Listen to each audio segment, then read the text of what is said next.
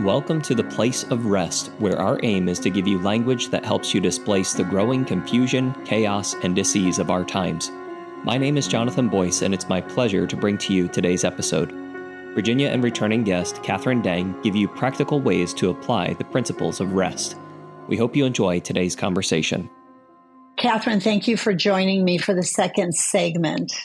And as you well know, and perhaps you can expound on it from your perspective, but rest, this reconstitution approach to healing, and that's what we're about here, is a way of reconciling some of these conflicts.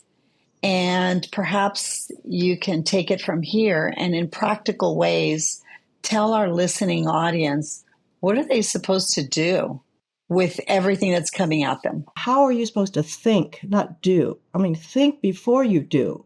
Think before you react with emotion. Now, I'm not saying not to have emotion, but that emotion is many times to be governed so that you're not irrational in any action you do or anything you say, because you can add to the conflict and disease by not being wise or allowing anybody else their opinion or their liberty. We don't violate another person's liberty in order to keep our own liberty. That's elitism.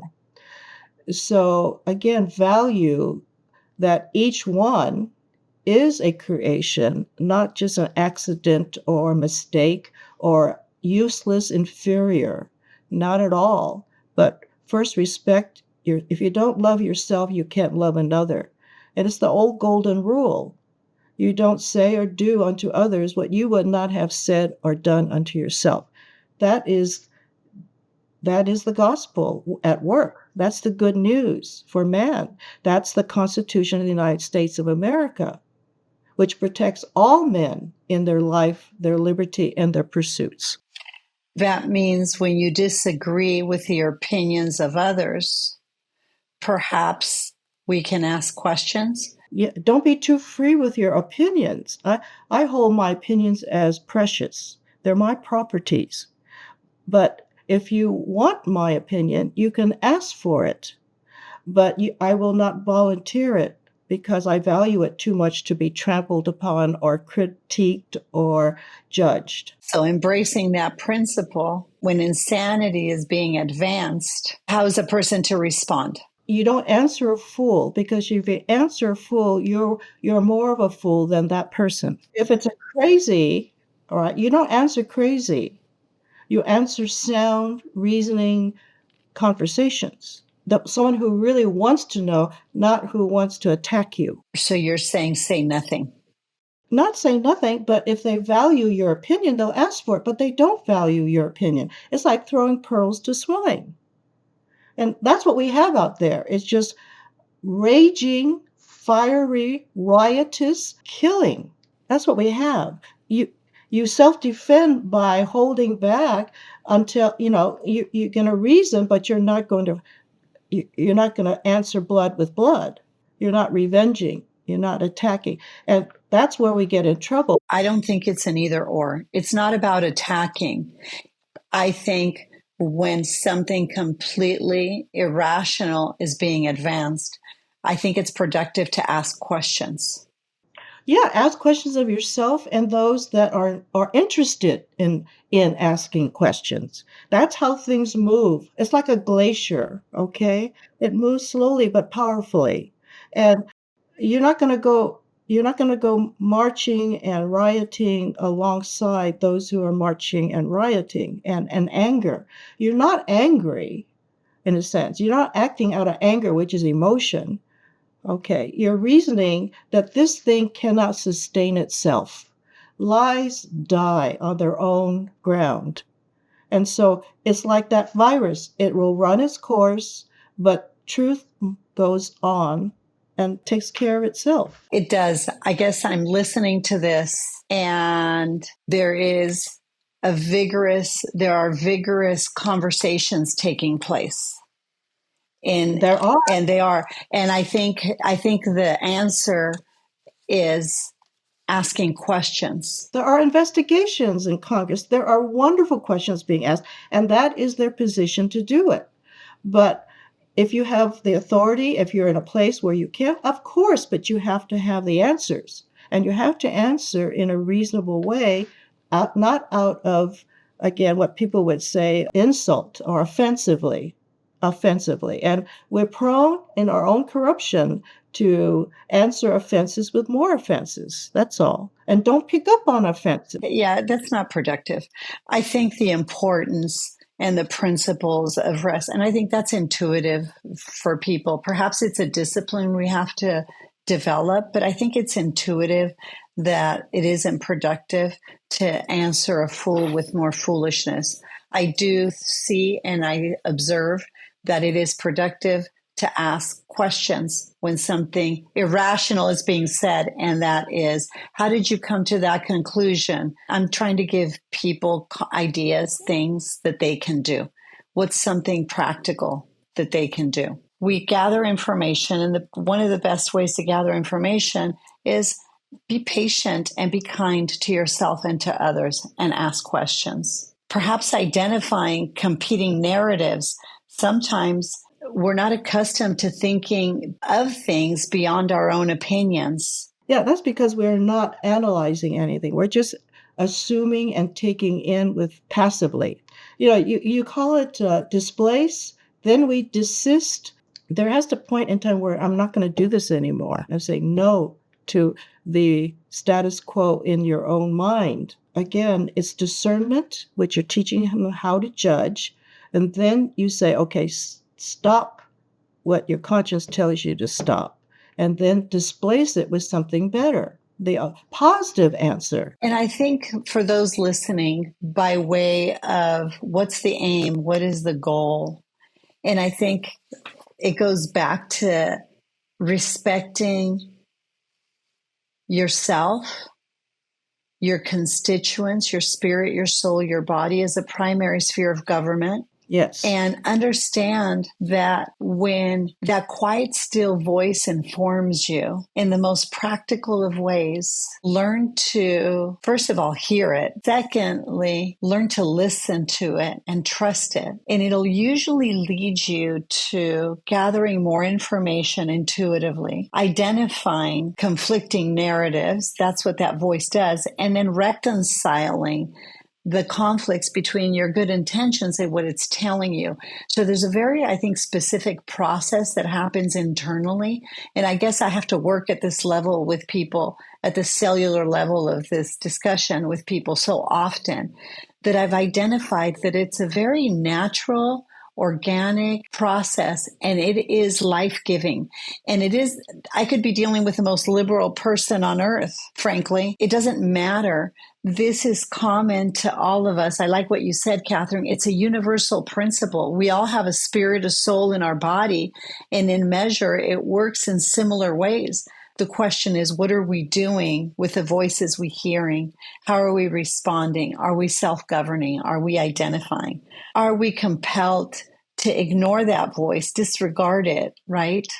Again, we're only responsible for our own thoughts and our own actions. Right. And you can't blame someone else for them if you are passive. I think in practical ways, I'm thinking I grew up in a really abusive home. My dad beat the crap out of my mom all the time, and they were both alcoholics, right? One was more violent, the other one's more passive. I look at the current climate and discourse at my company and my friendships and in the political spheres and even at church. And anybody that's leading, a strong leader, I resent, I rebel, and I don't think that person has a right to lead. So I really resent strong leaders that are verbal. Why? I get triggered and I associate it with dominating control.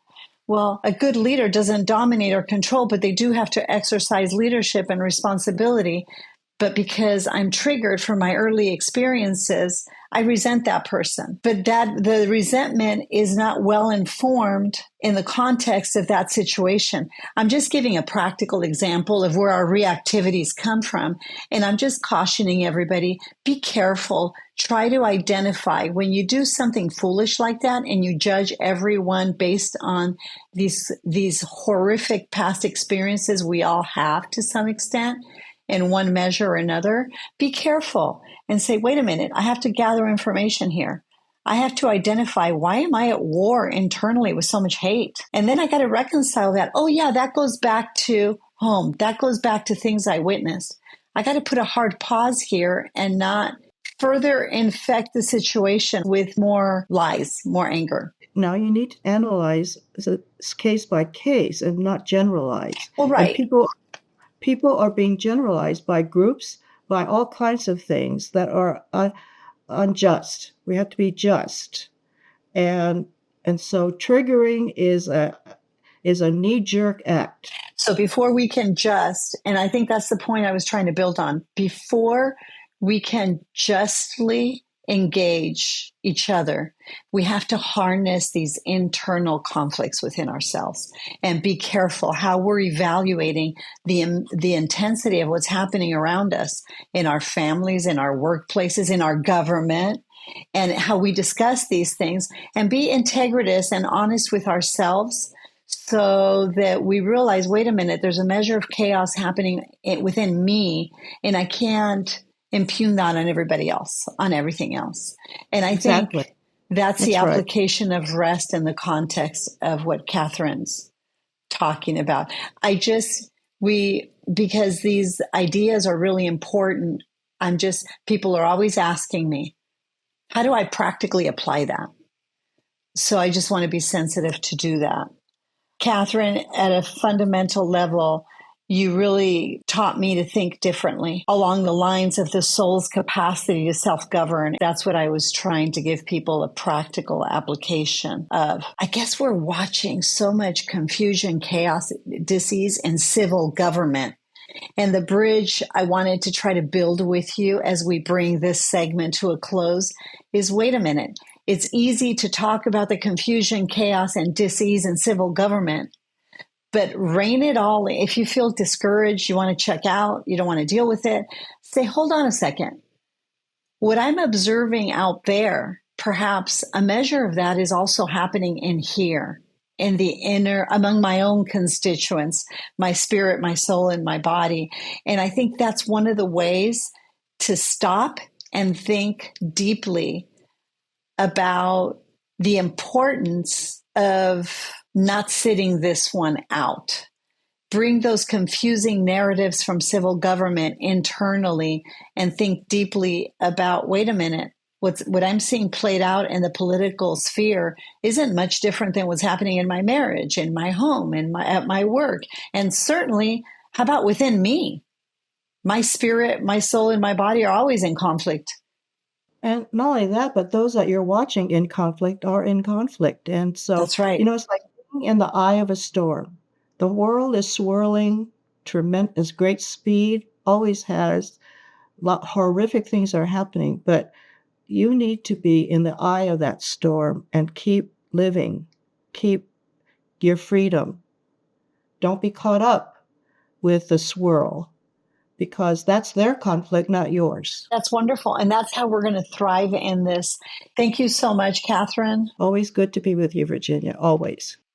The best way to explain our intention with rest is we are committed to displace growing confusion, chaos, and dis-ease in the spirit, soul, or body in order to facilitate healing. Why do we do this?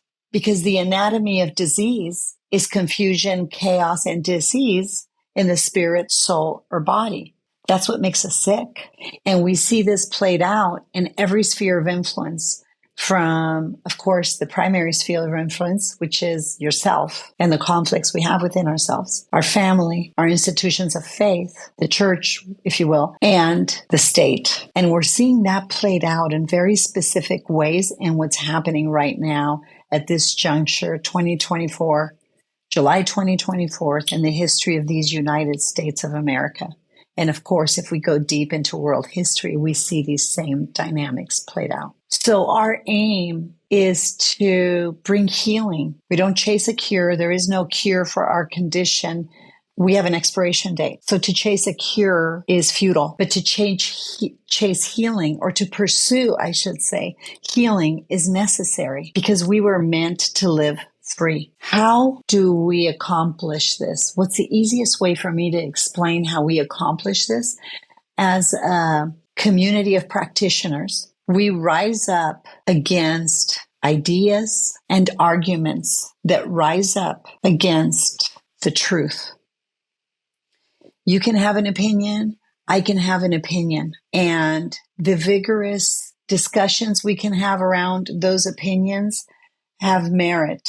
They're valuable, they're important, they're essential. But I think it's imperative in the process of engaging in those discourses, that discourse, those conversations, if you will, we can hold on to the knowledge that there is truth, and that at that point, at that juncture, with that knowledge, we can draw a plumb line from all these dots we connect and these universal principles that are self-evident and speak to our natural affection, the truth.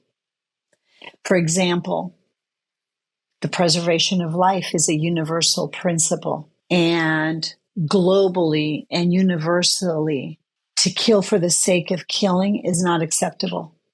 It's universally rejected in all spheres, globally. To kill for the sake of killing is not acceptable. That's inborn, the preservation of life. But first and foremost, your inclination, your natural bent, your constitution is designed in such a way to preserve your life, to protect your life. Anatomy bears witness. If I have the slightest paper cut, and we all know how much paper cuts hurt, but if I have a paper cut and I clean the infection and all that, immediately, without notice, what happens? My body starts repairing. I want to encourage you today. Your anatomy is made to protect that life. It's a universal principle. You have this information system. You've got these amazing, beautiful parts that are independently dependent on each other and are always working together in balance, harmony, coherence, in a rhythmic format, in a rhythmic pattern, in a rhythmic symphony, if you will, to do what? Protect, preserve, and advance the life of your body, your temple. But you have a spirit and a soul that must engage and come into communion with your body in order to preserve that life.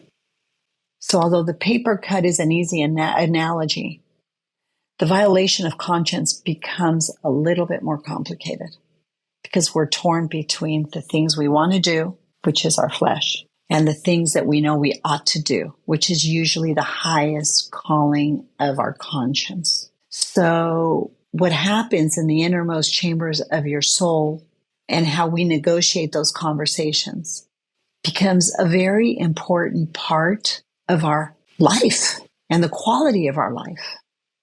And that is the primary sphere of government, by the way, is right here. And why do I say? Because what this soul draws from is from this other constituent, this other access point, this other sphere of government in the spiritual realm. And it can be well understood by quantum physics.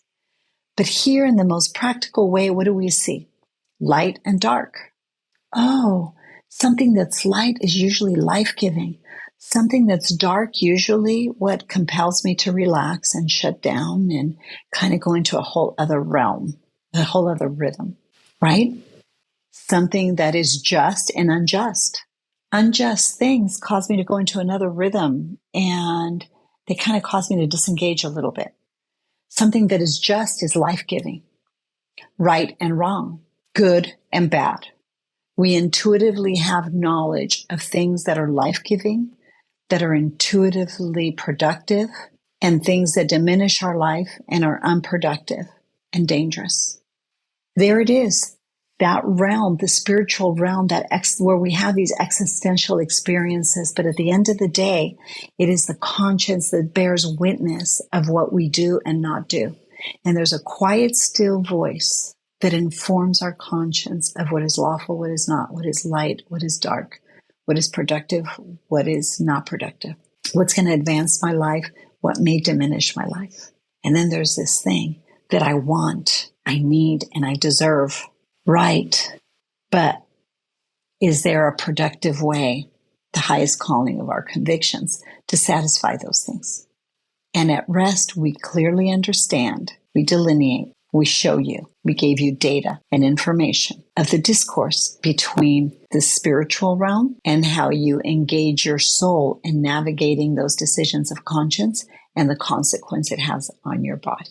And that is our aim, that you might have life and have it more abundantly, that you might understand principles of liberty to secure freedom. And the easiest way so far that we have found to engage in that discourse in a productive way is to rise up and engage in every sphere of influence that possible and to advance conversations beyond what is conventional in order that we can together in a collaborative way, not just collaborate with groupthink on the right, the left, the center, whatever. It doesn't matter. It's not about compliance. That's not our aim, is create compliance.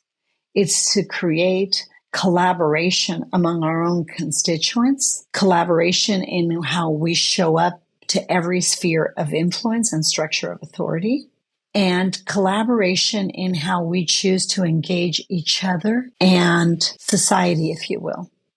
These are very chaotic, confusing, and destructive times on so many levels because there's so much ignorance about what it is to be a whole, complete, integrated, spirit, soul, body, human being that shows up with integrity, all those parts in alignment, to advance this universal principle, foundational to all of us, of life. And to do that, we rise up and engage arguments and ideas that rise up against the knowledge of truth. Your opinion's valuable, my opinion's valuable, our opinions together are powerful. But at the end of the day, the engagement, the collaboration needs to be with the absolute commitment to the pursuit of truth. That we can comply with. Compliance is with truth because anything that is not true is a lie. And it'll ultimately, slowly, consistently, and in ways we can't imagine, erode our very constitution, spirit, soul, and body. We can't sit this one out. We're living in crazy times, but they're times of wonderful opportunities. The bigger the problem, the greater the promises. There are laws of nature that are self-evident that will appeal to your natural affections, that will inform your conscience, bring you into alignment with your very constitution, spirit, soul, and body, to open up the portal to a myriad of immeasurable possibilities and opportunities to do things we never dreamt possible. We can turn this thing around, the thing being the confusion, chaos, and disease of the age of our times. We can turn this around in one generation. I believe it from the bottom of my heart. Live in rest and at peace. God bless you. We hope listening to this episode has brought you closer to experiencing the freedom of wholeness and healing. If you have questions or comments about today's episode, or for updates about R.E.S.T, please visit our Instagram or Facebook at The Place of R.E.S.T. If you would like more information about Virginia, or to support and join the cause of R.E.S.T, please go to theplaceofrest.com/donate or call 949-289 5935. Thank you for listening to Rest with Virginia Dixon. We'll see you next week.